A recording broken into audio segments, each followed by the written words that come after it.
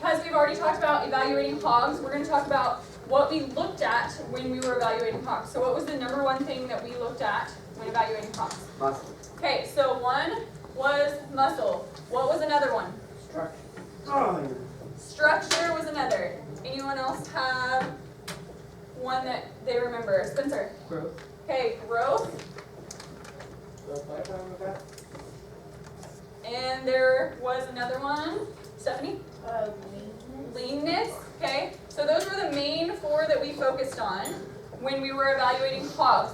Now that we're transitioning into lambs, we're going to be talking about how we evaluate lambs, and there's a lot of similarities that carry over into lambs and goats, even though they are two different species and they have different body styles and things like that. So look here, how many things do you see on this list that match the four main things we looked at when evaluating hogs? Muscle, conditions, Volume. volume.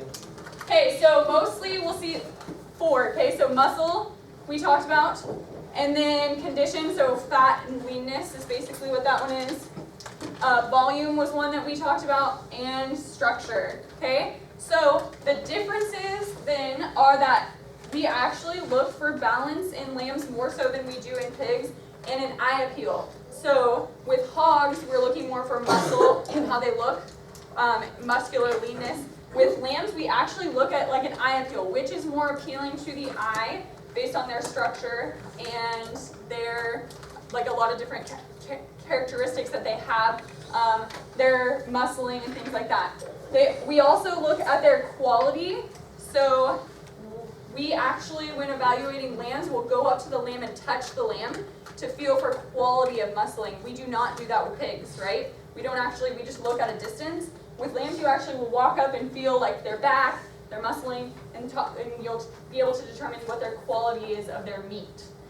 And then finally, travel, so how the animal walks, that was kind of the same as the structure and soundness that we talked about with pigs, but it's a little different in lambs because they obviously walk differently than pigs do. Okay, so as we transition, keep in mind what we talked about when evaluating pigs, and then we're going to carry over some of those things in lambs.